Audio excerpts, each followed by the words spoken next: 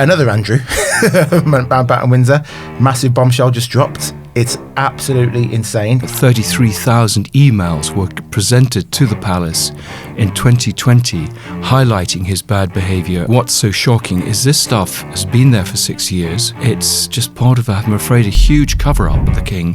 What did you know? When did you know it? All the evidence I'm getting is that people have been reminded of their obligations of confidentiality, their pensions, etc., to turn screws going on to prevent people from speaking out. This scandal is getting nearer and nearer to the crown. They're on the ropes. The whole thing has been a giant cover-up. Hello and welcome to the Daily Expresso with me, JJ Nishobi. But more importantly, our favourite royal biographer, Andrew Loney, is back in the building. Andrew, another Andrew, Mountbatten Windsor, massive bombshell just dropped. It's absolutely insane. Can you tell us what's happened? Yeah, well, I think several bombshells. I mean, one is that he's been investigated for being inappropriate with a waitress at Ascot 20 years ago.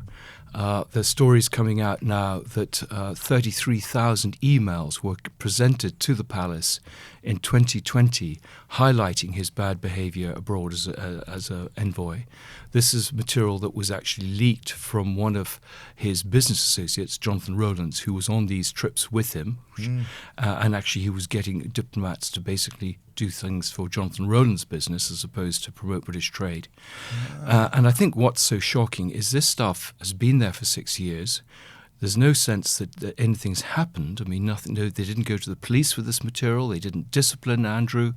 It's just part of, I'm afraid, a huge cover-up, which I talk about in Entitled, but clearly is far bigger than we realised. So the palace knew, and seemingly they did absolutely nothing about it.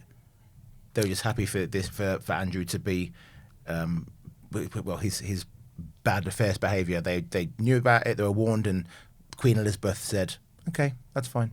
Yes, I mean, they'll be hiding behind. The material was given to the Lord Chamberlain, Lord Peel. He'll be the fall guy. They'll blame him. They'll say he didn't produce it to anyone, and so how can they be blamed for this? But it's a long, long history of the palace trying to suppress and contain this story, and they did it by denying it, and then by issuing legal threats to media organisations. We have the famous case of Amy Robach at ABC saying that she'd got a whole story on Virginia Giuffre and Andrew years before the story broke, and the palace shut it down by threatening ABC with removing access to the royals. The fact is, the stories about Andrew and the Rowlands have been in the papers for 20 years, and actually some of those stolen emails went to the Mail on Sunday. They've been writing stories about them for years, so have Blomberg and the BBC. So it's actually shouldn't be surprising to the palace. And time again there have been scandals. Sarah Ferguson caught selling access to Andrew in 2010 for £500,000. The Salman Turk case in 2022 at the High Court with £1.3 million paid to the York family they can't account for. And nothing ever happened. No one was ever disciplined. There was never any statement. My book came out in August. There was absolutely no reaction from the palace except to say there was nothing new there. And I think what we do need, and people have been calling the king, saying, what did you know? When did you know it? He's not answering that, but he does need to talk now. He claims he's helping with the police inquiries. Well, what exactly is he doing?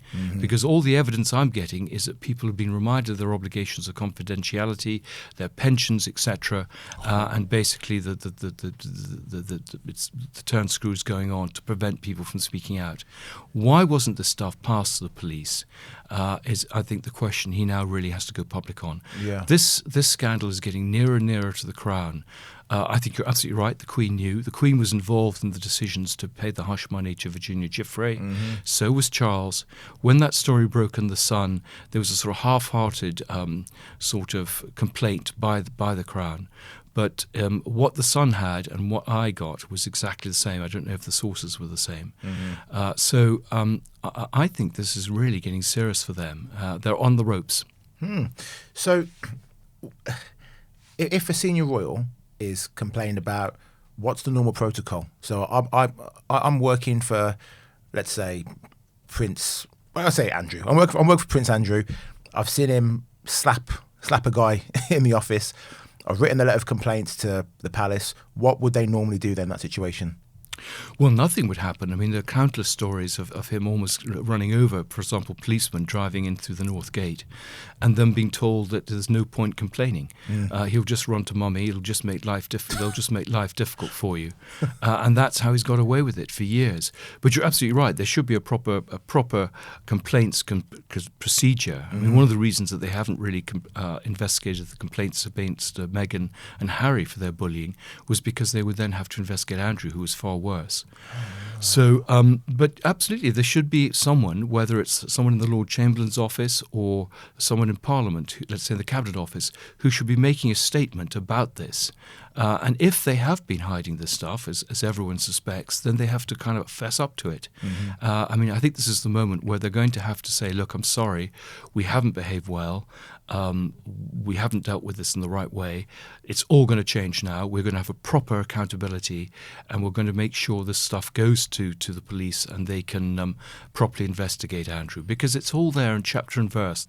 But if I was the whistleblower and I've gone and said, I work for Andrew, this is what I've seen him do, what's likely to happen to me then? Nothing happens to Andrew, but based on precedent that we've seen already, what's likely to happen to my position? Well, I'm afraid you would no longer be doing this podcast. It's yes, finally my way out. Well, the protection officers, would be said you're back on the street in Brixton. The ambassadors would get posted to Lagos. I've heard countless stories. There's a story of a naval officer who reprimanded Andrew, who complained about crouton on his salad, and so what are all these? And the naval officer said, "That's not the way. You shouldn't have a little wobbly about some crouton." and the guy and Andrew went and complained about him, and the guy got sacked. Wow. So I've heard stories about an RAF commander at the base. Andrew was being handsy with the young RAF officer or NCO who was assigned to him. The senior officer said, "That's not the way to behave to a member of my staff." Andrew went and complained to his mum, and the guy got moved. And that happens time and time again. The UKTI accountant who complained about the expenses going on general accounting, he's no longer working for UKTI. He got out. And that's why this is a whole endemic system. Andrew was protected by senior government ministers, by politicians, by civil servants, by diplomats. And that's why it's so important that we have a parliamentary inquiry, and these guys have to talk on oath. They wouldn't talk to me. The 2,700 refused to talk to me, and for good reason, because it would have implicated themselves. Yeah. You might have noticed I like to wear this gold watch, gold bangle, and gold wedding ring. Gold is physical. It can't be hacked, digitally manipulated, or printed into existence by governments. That's why I'm backing today's sponsor, the Pure Gold Company, which helps people buy UK minted gold coins like Britannia's and Sovereign's tax-free, and they've built a really strong reputation for their no-pressure approach and expert guidance. Now, they were even voted the UK's best gold broker. So if you want to understand more about buying physical gold and whether it's right for you, download their free guide to buying gold at the link below. By the way, mention my name, JJ, and for 6 months, you'll get secure storage for free. And also remember, the value of gold can rise as well as fall. So if you're not sure about investing, please do seek independent advice. Well, Andrew basically is like a cancer now on the royal family. And yes, some of the allegations against him, they're just that. They're allegations, it's all alleged. He denies wrongdoing, etc., etc. But how dangerous is this now for William? He's going to be the next king, obviously. What is he going to have to do to separate himself from this cancerous Andrew? Well, it is very dangerous for him. And I think he's really in a fight with his father to say, look, deal with this problem. Don't pass the buck to me, which is what the Queen did to Charles. And, you, I'm afraid, will have to, your legacy will be shaped by how you deal with this. You need to deal with him. And if necessary, you need to fall on your sword. And if, say, look, for health reasons, I'm stepping back. I'm not abdicating, but we're going to move to a regency. And I think we are in a stage of a transitional monarchy at the moment. People are listening to William in a way. He's asserting his authority in a way he wasn't before. He's doing the investitures. They're trying to push him to do a lot more of the foreign tours. And again, there's a conflict between him and Charles. Charles is a hard worker, and he is very, very sort of conscientious. There are real concerns that William, known as Work-shy Willie, is just not pulling his weight. Really? I've not heard that about William. So people think he's work shy, do they? Yeah, the argument he makes is, look, I can be doing good work without, opening up some sort of hospital somewhere. But he insists on doing the school runs. He doesn't like doing all the boring bits. Okay. There's a story of when the Queen was old and quite ill, she asked William to step in and do something for her, and he refused, and she actually ended up doing it herself. Goodness gracious. So there are real tensions there, completely different attitudes to what the monarch should be doing. Yeah. And, William's line is, the most important thing I can do is to be there for my family. We've got generations of dysfunctional families in the royal family because the mums weren't very attentive, shall we say. And I think we need to get it right. That's his argument. I think we'd agree with that. Yeah. Well, I mean, absolutely. We've got to get the work-life balance right, but there are plenty of people who can't, have got to come into work even though they've got kids. Even though they hate their job and they hate their producers, they still have to come into work. Try to get sacked. Well, would this not be a good reason for William to bring back Harry into the family so Harry can start doing some of these things that he doesn't want to do? Well, I think, there are plans to try and open up. I mean, they've talked about slimming down the monarchy. They realise it's too slim. And at the moment we have, I think, apart from the Prince and Princess of Wales, we have no one under 60 who's now doing royal duties. So Edward's getting on, and Sophie, I mean, they're carrying a lot of the weight with Princess Anne and Timothy Lawrence. And of course, the poor old Duke of Gloucester and Kent, they're still sort of in their 80s and 90s going. Yeah. But so that's why they're pushing Lady Louise. They're nervous about Beatrice and Eugenie. They yo-yo there. 1 minute they're in, 1 minute they're out. Should they go to Ascot? Should they go to Sandringham? Should they go to Peter Philip's wedding? And I think they need to make a decision there. I mean, I'm amazed they haven't done their due diligence. I mean, it would be very easy to get the women, to produce an audit of their business activities, the Royal Register that I and others have been calling for years. And then they could say, look, we're not doing anything. We're not using our titles. We're not being paid to promote Saudi banks. Ha ha. And we're not, exploiting our royal status. And then they can go to the garden parties, etc. The problem is they are doing that. Yeah. And so they're really short of figures. Edward's son is still at school. He's quite shy. I mean, poor old Lady Louise is still at university. And in some ways, the problem is the people who want to do these jobs are the people who are totally unsuitable to do them, the sort of Meghan Markles. And the people who don't want to do them, who kind of retire back, the sort of Lord Linleys and Lady Sarah Chatto, who are now sort of been kind of courted, clearly want to have their own careers. Right, a quick pause in the podcast to tell you about our sponsor, Incogni. You had those phone calls from numbers you don't recognise, or you go in your inbox and there's emails for stuff you did not sign up for. Well, that's because someone somewhere is selling your private information.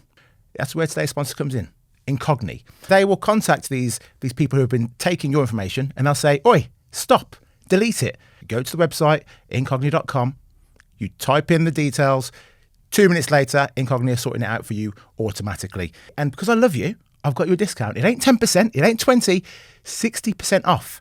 60% off an annual Incogni plan. Just go to incogni.com/Daily Expresso or click the link in the episode description box below. But yeah, the really interesting question will be Harry. And if the problem with Harry is he wants to stick close to his kids. He's not going to leave California. So it's going to be fleeting visits, odd little things. He's testing out various options. But his charities are all under investigation. Invictus is scandal prone. It's not looking good for him. Mm-hmm.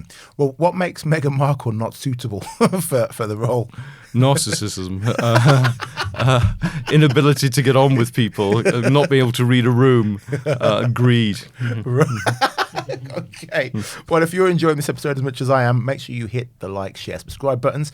And also, for just $2.99 a month, you can join our club, get exclusive content, exclusive clips from this interview that you won't see anywhere else. Now, Andrew, is there anything Parliament can do? I mean, I don't have much faith in Starmer, but if we had a Prime Minister with some gumption, is there anything that they could do to punish the palace or to hold Absolutely. them to account? Lots of things. And in fact, Norman Baker and myself are launching a transparency campaign particularly for royal finances, but also for parliamentary accountability. It would be very simple for Parliament just to say, look, we should be able to ask questions about, for example, royal finances. I mean, the Public Accounts Committee is already looking at the Crown Estates.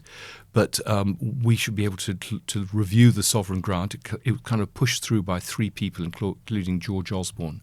Many of these people end up with the sort of Order of Merit or Knight of the Garter. I mean, they've done their bit to help the royal family. And I mean, if we had a proper parliamentary oversight, we should be able to ask questions, for example, about Andrew as a trade envoy. There have been a series of questions put by Rosie Boycott, former editor of The Independent, by people like George Fuchs, who's a former senior Labour cabinet minister. They've been very evasive, their responses. There should be, I think, a parliamentary spokesman for Parliament, for the Crown, who responds on their behalf. There's no reason why we shouldn't, have a royal register, like the parliamentary register. That could be set up by Parliament. And Parliament could actually amend the Freedom of Information Act so that the royal family are no longer exempt. There is a small public interest aspect to some members of the royal family, but in all the time I've been using FOI, it's never, ever been come down against the royal family. I think there are just so many things. They could amend also the sealing of royal wills, which have only been sealed since 1911. So really, it's a simple legislation that could be pushed through in an afternoon could give the appearance of more transparency. Yeah. They could move the Duchy of Lancaster and Cornwall estates back into the Crown, to the Treasury. At the moment, we have this extraordinary situation where the sovereign grant is based on a percentage of the income from the estates, which is enormous because they're getting huge sums from wind farms around the seabed, and of course charging for ambulances to be parked places, for prisons which are empty, etc. This isn't a good look for the royal family. Yeah. They could say, look, Buckingham Palace has just been paid for by the taxpayer, £368 million. There's no one actually living there, so there's no security threat. Open that up to the public, let people be able to visit it, and let them also use the gardens, which are completely empty and not used. God, those are all great points, actually. But then why aren't they doing this? Like, you've just given a million different ways that Parliament can make a difference. Why is no one doing this? Because Parliament is scared of the Crown, and they have all sorts of powers. There's something called King's Consent, where they can actually shape legislation before it reaches the statute book. When, as a result, they kind of shape legislation to help them. For example, the Duchy of Lancaster and Cornwall don't pay capital gains tax or corporation tax or inheritance tax. Actually, I think they may pay corporation tax, but they don't need to declare that. We all have to produce tax forms. It all has to be above board. Yeah. So I think they're just scared. They're deferential. There's still huge powers of patronage by the royal family. If you look, the present Lord Chamberlain is a former Conservative minister. The previous one was a former head of MI5. So they just bring people. William Hague now works the Prince and Princess of Wales, so he can't now talk. He said to me about his time when Andrew was a trade envoy. So it's a very easy way to control and silence people. You'll find that there are royal correspondents or royal writers who have suddenly made deputy lieutenants, who have quangos.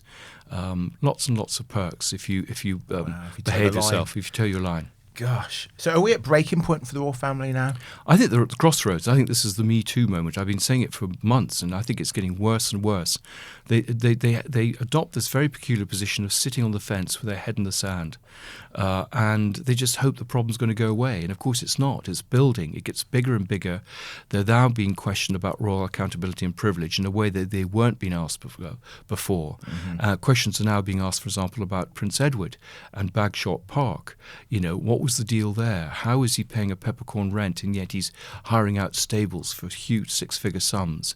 Why are Eugenie and Beatrice given subsidised accommodation in St James's and Kensington when they're not working royals? They have their own homes, and actually they spend a lot of the time out of the country. Well, Andrew Loney, a pleasure as always. Thanks for coming in. Pleasure. Well, thank you for watching that very special episode of Daily Expresso. Like, share, subscribe, and we'll see you next time. Bye-bye.